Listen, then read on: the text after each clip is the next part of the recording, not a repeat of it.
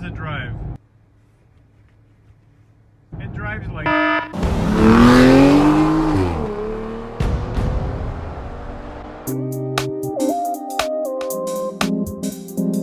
Hello friends!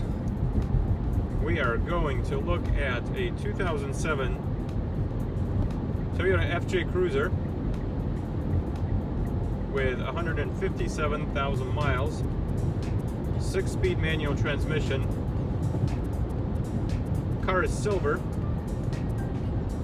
appears to be in a decent condition, has not been modified except for maybe a couple of electronics or stereo updates. I see an amplifier mounted behind the rear seat in the trunk.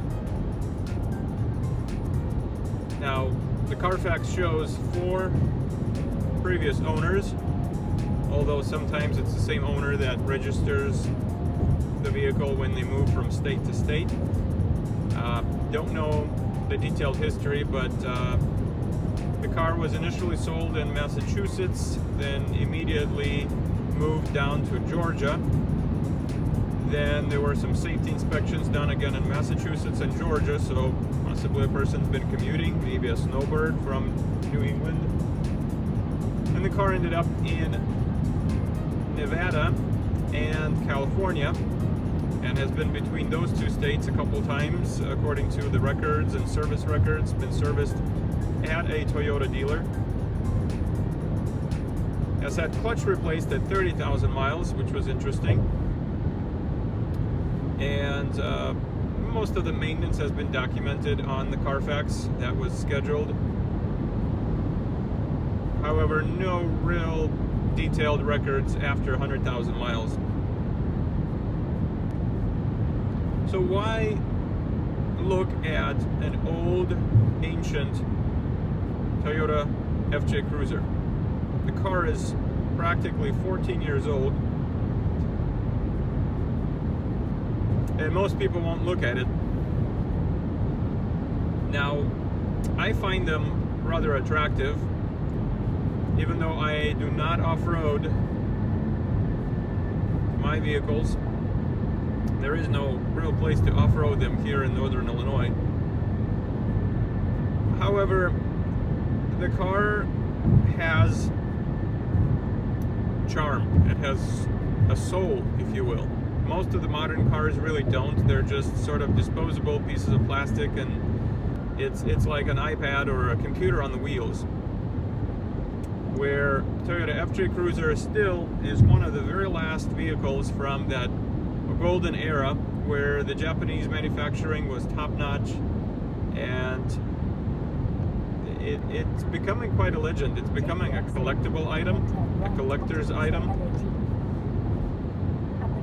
And you can see some of those trucks, depending on the year and mileage, sell for anywhere between $25,000 and $60,000. I've seen a couple that were at about 80, which I think is absolutely insane.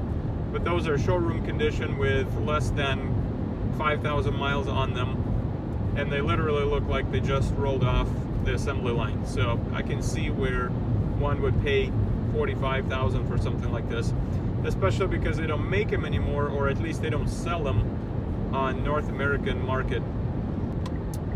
These cars, believe it or not, are still sold in Japan, and I would imagine out in the Middle East and some other places. Like I said, it's kind of became iconic. It's a great combination of brutality and reliability and good looks, maybe utility to some degree. It's the direct competitor to Jeep Wrangler, and of course recently revealed Ford Bronco. So I think those 3 are big competitors, except Toyota is no longer being made, so if you're looking for a new vehicle, your only choices are Jeep Wrangler and Ford Bronco. The big Bronco I'm talking, not the Sport, but the big boy Bronco. The one that comes with a 7-speed manual transmission and a 2.3 liter EcoBoost 4-cylinder engine, or 2.7 liter V6 EcoBoost, available only with automatic transmission. I believe that's a 9-speed auto. Going back to Toyota, the 4-liter V6 engine has been around since roughly 2003. In fact, it came out in a 2003, or I believe it's a 4th gen 4Runner, and that body style was made, the 4th gen was produced until 2009. Then a boxier version, 5th gen, came out, and that still kept the same motor. And as a matter of fact, a 2021 4Runner still has the same motor. So we're looking at 11 years. No, we're looking at 20 years that this motor has been in the car. That tells you something. That tells you that there's nothing wrong with it. It's a proven, reliable powertrain. Of course, the gas mileage is rather terrible, but it's a good trade-off for the reliability and dependability.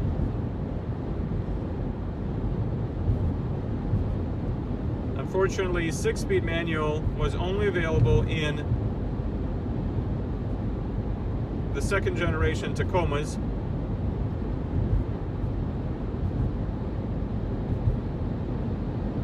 With that engine. The 3rd gen Tacomas started coming out with 3.5 liter Atkinson cycle V6 engines, and I have driven one and honestly was not impressed.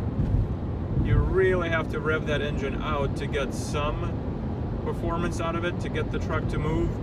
So it's not as torquey as the 4.0. And you will ask any of the diehard taco fans, and they will tell you that they will take 2nd gen taco any day over a 3rd gen taco. So of course the 6-speed manual was available in an FJ Cruiser from 2007 to 2014 till its final year. And I think that's why they are so sought after.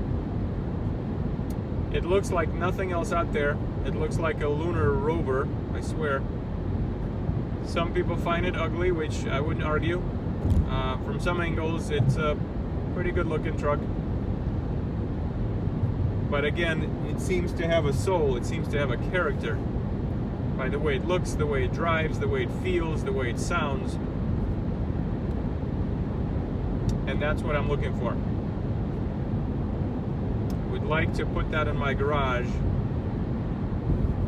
One of the last golden era cars before they became completely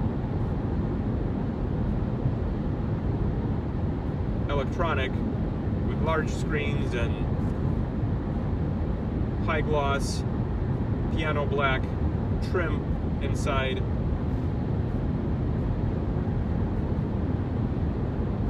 So we'll see. We'll see what this one looks like, and I will try to show you what the truck is all about.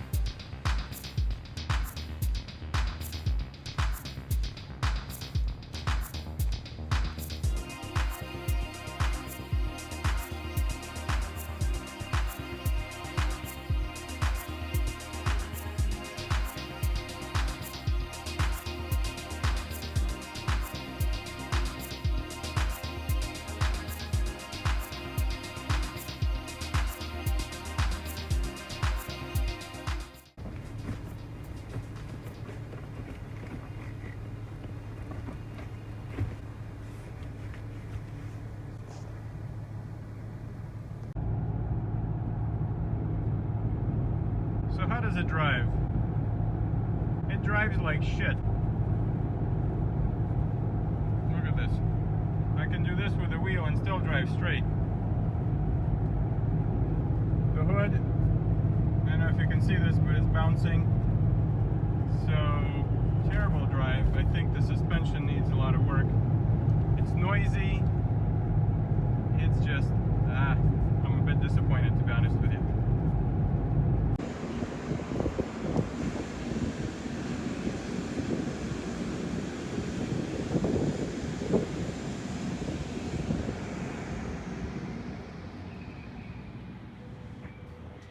And I have another one over there, maybe.